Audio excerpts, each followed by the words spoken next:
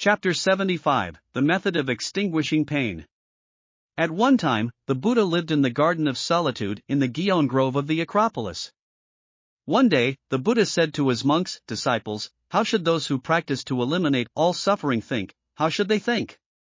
The monks said, "Sure, Venerable, the method of our practice is taught to us by the Venerable World, so we take the Dharma that you speak of, the Venerable as the foundation, the Venerable as the teacher, and the Venerable as our refuge.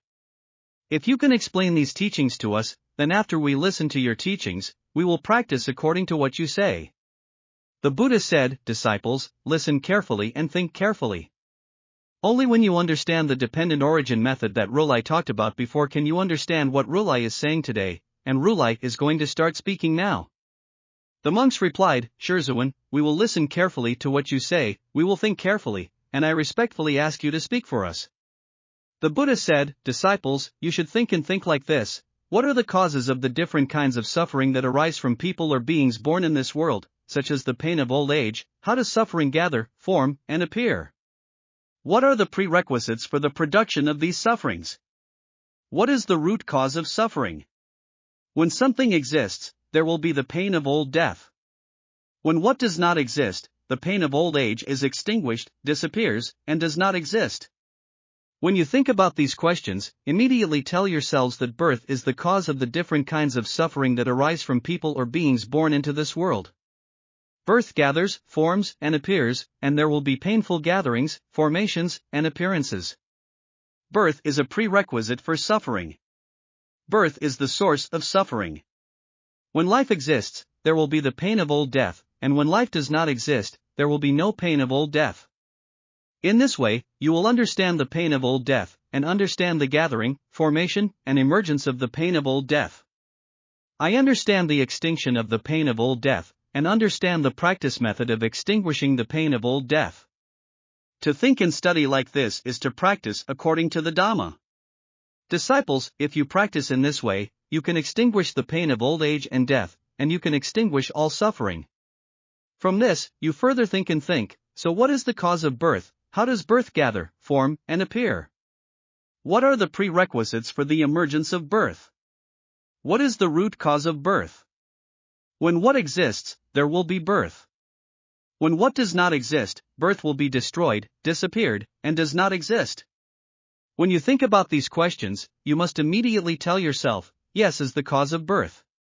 There is gathers, forms, and appears, and there will be birth gathering, formation, and appearance. Being is the precondition for the emergence of birth. Being is the root of birth. When being exists, there will be birth, and when being does not exist, there will be no birth. In this way, you will understand birth and understand the gathering, formation, and emergence of birth. I understand the extinction of life and the practice method of destroying life. To think and study like this is to practice according to the Dhamma. Disciples, by practicing in this way, you can destroy all suffering, you can destroy life. From this, you further think and think, so what is the cause of being? How does it gather, form, and appear? What are the prerequisites for the emergence of have?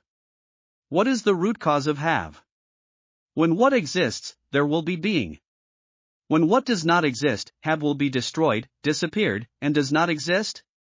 When you think about these questions, you must immediately tell yourself, taking is the cause of being. Take gathers, forms, and appears, and there will be of gathering, formation, and appearance. Taking is a prerequisite for being to arise. Taking is the root of being. When taking exists, there will be have, and when taking does not exist, there will be no have. In this way, you will understand the have and understand the gathering, formation, and emergence of the have. I understand the extinction of being and the practice method of destroying being. To think and study like this is to practice according to the Dhamma. Disciples, by practicing in this way, we can destroy all suffering, and we can destroy beings. From this, you further think and think, so what is the cause of taking? How does taking gather, form, and appear? What are the prerequisites for the emergence of taking? What is the root cause of taking? When what exists, there will be taking. When what does not exist, taking will be destroyed, disappeared, and does not exist. When you think about these questions, you must immediately tell yourselves, love is the cause of taking. When love gathers, forms, and appears, there will be taking, gathering, formation, and appearance. Love is the precondition for taking to arise. Love is the root of taking. When love exists, there will be taking, and when love does not exist, there will be no taking. In this way, you will understand the take and understand the gathering, formation, and emergence of the take. I understand the annihilation of taking and the practice method of destroying taking. To think and study like this is to practice according to the Dhamma. Disciples, by practicing in this way, you can destroy all suffering, you can destroy taking. From this, you further think and think, so what is the cause of love? How does love gather, form, and appear? What are the prerequisites for the emergence of love? What is the root cause of love? When what exists, there will be love. When what does not exist, love will disappear, and does not exist. When you think about these questions, you must immediately tell yourself, acceptance is the cause of love. When received gathers, forms, and appears, there will be love gathering, formation, and appearance. Receive is the precondition for love to arise. Receive is the root of love. When receive exists, there will be love, and when receive does not exist, there will be no love. In this way, you will understand love and understand the gathering, formation, and emergence of love. I understand the extinction of love and the practice method of destroying love. To think and study like this is to practice according to the Dhamma. Disciples, by practicing in this way, you can destroy all suffering, you can destroy love. From this, you further think and think, so what is the cause of acceptance, how does acceptance gather, form, and appear? What are the prerequisites for the emergence of receive? What is the root cause of acceptance? When what exists, there will be receive. When what does not exist, receive will be destroyed, disappeared, and does not exist. When you think about these questions, you must immediately tell yourselves, touch is the cause of acceptance. When touch gathers, forms, and appears, there will be received gathering, formation, and appearance. Touch is the precondition for being. Touch is the root of suffering. When touch exists, there will be receive, and when touch does not exist, there will be no receive. In this way, you will understand the receive and understand the gathering, formation, and appearance of the receive. I understand the annihilation of receiving and the practice method of destroying receiving. To think and study like this is to practice according to the Dhamma. Disciples, by practicing in this way, we can destroy all suffering, and we can destroy suffering. From this, you further think and think, so what is the cause of touch? How does touch gather, form, and appear? What are the prerequisites for the emergence of touch? What is the root cause of touch? When what exists, there will be touch. When what does not exist, touch will be destroyed, disappeared, and does not exist. When you think about these questions, you must immediately tell yourselves that the 6 places are the causes of touch. When the 6 places gather, form, and appear, there will be the gathering, formation, and appearance of the touch. The 6 places are the prerequisites for the emergence of touch. The 6 places are the root of touch. When the 6 places exist, there will be touch, and when the 6 places do not exist, there will be no touch. In this way, you will understand the touch, understand the gathering, formation, and emergence of the touch. Understand the extinction of touch and understand the practice method of destroying touch. To think and study like this is to practice according to the Dhamma. Disciples, by practicing in this way, you can destroy all suffering, you can destroy touch. From this, you further think and think, so what is the cause of the 6 places? How do the 6 places gather, form, and appear? What are the prerequisites for the emergence of the 6 places? What is the root cause of the 6 places? When what exists, there will be 6 places. When what does not exist, the 6 places will be destroyed, disappeared, and do not exist. When you think about these questions, you must immediately tell yourselves that name is the cause of the 6 places. When famous colors gather, form, and appear, there will be 6 places that gather, form, and appear. Famous color is the precondition for the emergence of 6 places. Famous color is the root of the 6 places. When the famous color exists, there will be 6 places, and when the famous color does not exist, there will be no 6 places. In this way, you will understand the 6 places and understand the gathering, formation, and emergence of the 6 places. I understood the annihilation of the 6 places and the practice method of destroying the 6 places. To think and study like this is to practice according to the Dhamma. Disciples, by practicing in this way, you can destroy all suffering, you can destroy the 6 places. From this, you further think and think, so what is the cause of the famous color? How does the famous color gather, form, and appear? What are the prerequisites for the emergence of the famous color? What is the root cause of the famous color? When what exists, there will be the famous color. When what does not exist, the famous color will disappear, and does not exist. When you think about these questions, you must immediately tell yourself, knowledge is the cause of the famous color. When knowledge gathers, forms, and appears, there will be the gathering, formation, and appearance of famous colors. Knowledge is the prerequisite for the emergence of fame. Knowledge is the root of fame. When knowledge exists, there will be famous color, and when knowledge does not exist, there will be no famous color. In this way, you will understand the famous color, understand the gathering, formation, and appearance of the famous color. I understand the extinction of famous color and understand the practice method of destroying famous color. To think and study like this is to practice according to the Dhamma. Disciples, if you practice in this way, you can destroy all suffering and fame. From this, you further think and ponder, so, what is the cause of the emergence of knowledge? How does knowledge gather, form, and appear? What are the prerequisites for the emergence of knowledge? What is the root cause of knowledge? When what exists, there will be knowledge.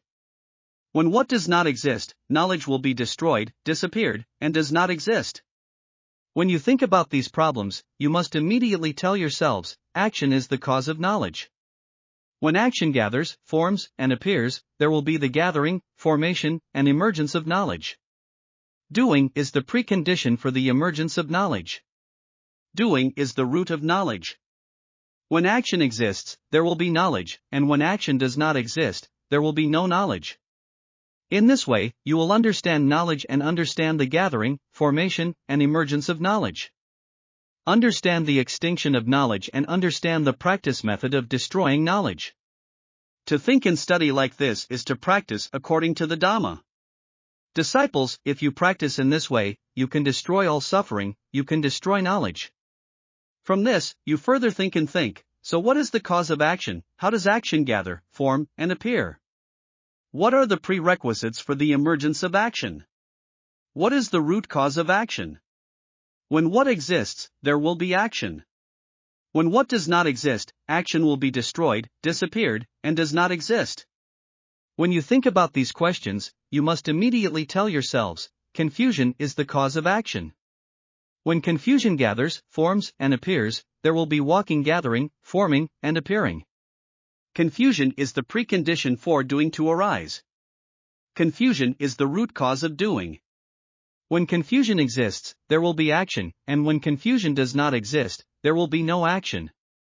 In this way, you will understand the walk and understand the gathering, formation, and emergence of the line. I understand the extinction of doing and the practice method of destroying doing. To think and study like this is to practice according to the Dhamma. Disciples, by practicing in this way, you can destroy all suffering, you can destroy doing. Disciples, if a person who has fallen into confusion does all kinds of good deeds in order to plant countless merits, then countless merits will be stored in his karmic knowledge, and he will be reborn in a rich house after death, and even ascend to the heavenly realm to enjoy blessings. If this person does all kinds of evil deeds, he will create countless sinful karmas, then countless sinful karma will be stored in his karma, and he will be reborn in a poor house after death, and even fall into hell, beasts, and hungry ghosts to suffer. If this person does not do anything good or evil, then there will be no storage of merit and sinful karma in his karma, and he will be reborn after death in a place free from the bondage of merit and sinful karma. Disciples, when ignorance is destroyed and eliminated, Ming has arisen. Because the confusion gradually fades and disappears, the clarity forms, arises, and appears. Then there will be no good deeds to plant merit, nor will there be evil deeds that create sinful karma. When you do not do good deeds, do not do evil deeds, and do not generate any thoughts in your heart, you will not cling to and worry about everything in the world. If you do not cling or worry, you will not be disturbed, you will not be disturbed, you will not be bound by bondage. Without any attachment, without any concern, without being disturbed, and bound by all the things in the world, one realizes the realm of nirvana. It is understood, the future will no longer continue to be reborn and born in the world. Birth has been destroyed, the practice of behavior, speech, and thoughts has been completed, the things that should be done have been done, there will be no more reincarnation of life and death, there will be no more birth in the world, and there will be eternal liberation from the cycle of life and death.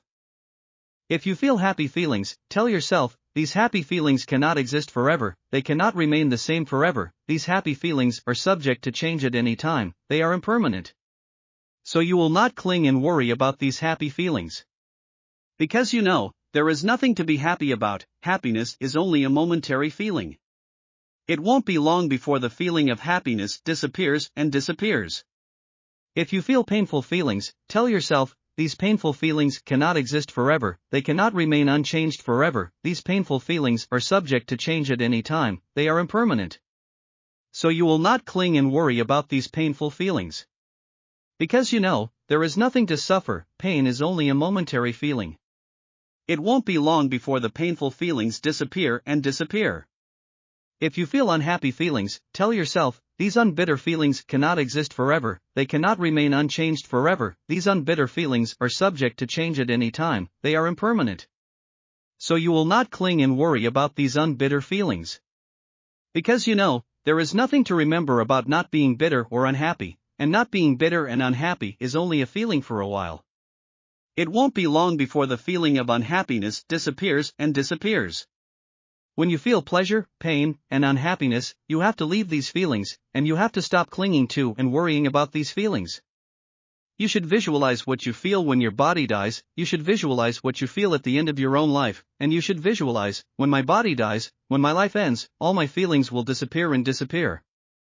Those feelings of happiness, pain, and non-bitterness will all disappear, my body will become a cold corpse, I will only be left with this remains, there will be no feelings, my attachment and concern for everything in the world will all disappear.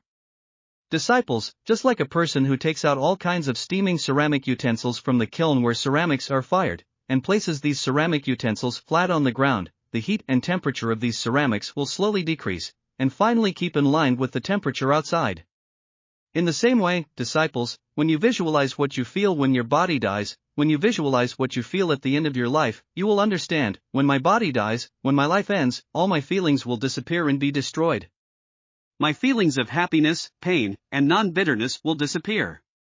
Just as the heat and temperature of ceramic utensils that have just been removed from the kiln will slowly drop and remain the same as the temperature outside.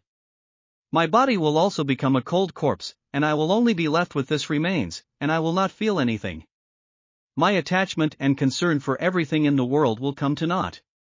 Disciples, will those whose troubles and sufferings have been exhausted do good deeds and plant merit for themselves? The monks replied, No, those whose troubles and sufferings have been destroyed, they understand that the thought of doing good deeds to gain merit, doing evil deeds to create sinful karma, and not doing good deeds and not doing evil deeds are all disturbing and suffering. They don't do anything, they don't cling to and worry about anything, they don't have any thoughts. The Buddha said, when there is no action and action is destroyed, will knowledge still be known to you? The monks replied, Venerable, knowledge will not be known to us. The Buddha said, when there is no knowledge and knowledge is destroyed, will the name still be known to you? The monks replied, Venerable, the name will not be known to us. The Buddha said, when there is no name and the name is destroyed, will the 6 places still be known to you? The monks replied, Venerable, the 6 places will not be known to us. The Buddha said, when there are no 6 places without everything, and the 6 places are destroyed, will the touch be known to you? The monks replied, Venerable, touch will not be known to us.